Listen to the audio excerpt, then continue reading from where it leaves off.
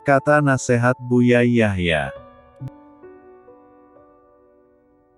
Jika engkau haus, pergi dan ambillah seteguk air lalu minum. Sungguh mengherankan orang haus tidak mau mencari air. Lebih mengherankan lagi sudah ada air di hadapannya namun tidak meminumnya. Jika engkau orang beriman, apa yang engkau rindukan dan sejauh mana usahamu untuk menggapai kerinduanmu? Kita perlu kesadaran. Sadar kemana tujuan kita, sadar bagaimana agar sampai tujuan, sadar kendala yang menghambat untuk sampai tujuan. Sadar tempat yang dituju namun tidak mengerti bagaimana menuju akan sulit sampai tujuan. Sadar tujuan dan mengerti bagaimana cara menuju, akan tetapi tidak sadar kendala dan penghambatnya bisa terhenti dan tidak sampai tujuan. Jika engkau menuju ridho Allah, sudahkah engkau pahami jalan serta cara menempuhnya? Sudahkah engkau kenali hambatannya? Seseorang bisa bersalah dan akan berakhir dengan bertaubat. Akan tetapi, bencana yang amat besar adalah jika seseorang bersalah namun tidak segera sadar kalau ia bersalah. Lebih celaka lagi adalah saat ia sadar, akan tetapi tetap terus dengan kesalahannya.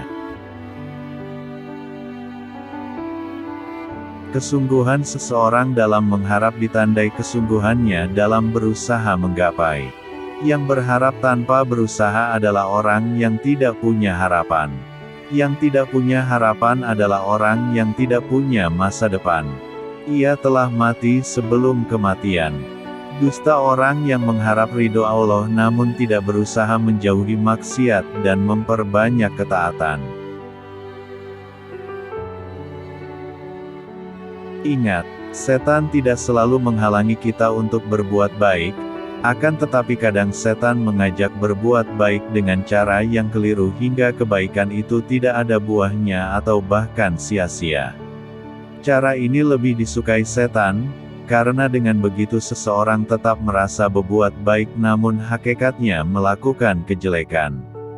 Maka dari itu sangat perlu kita untuk terus berbuat baik dan belajar agar perbuatan baik kita menjadi benar dan diterima oleh Allah Subhanahu wa Ta'ala. Jangan melakukan kebaikan dengan hawa nafsu, akan tetapi lakukan kebaikan dengan petunjuk dan bimbingan, agar sampai kepada Allah Subhanahu wa Ta'ala. Jika orang tuamu harus memilih diam karena takut engkau marah, maka sangat mungkin engkau adalah anak durhaka. Jika orang tuamu harus berhati-hati dalam berbicara denganmu karena takut engkau marah, maka sangat mungkin engkau adalah anak durhaka. Jika orang tuamu takut memberi usulan yang baik untukmu karena takut engkau marah, maka sangat mungkin engkau adalah anak durhaka. Jika orang tuamu takut mengungkapkan keinginannya yang engkau mampu untuk memenuhinya karena takut engkau marah, maka sangat mungkin engkau adalah anak durhaka. Kerinduan kepada kebaikan ditandai dengan senantiasa memikirkan, membicarakan dan mencoba kebaikan tersebut. Kesuksesan di dunia adalah ujian yang paling berat untuk sukses di akhirat. Yang tidak menyadari kesuksesan di dunia sebagai ujian maka ia adalah yang gagal di akhirat. Tanda cinta yang tidak bisa dipungkiri adalah rasa tidak rela jika yang dicintainya melakukan dosa.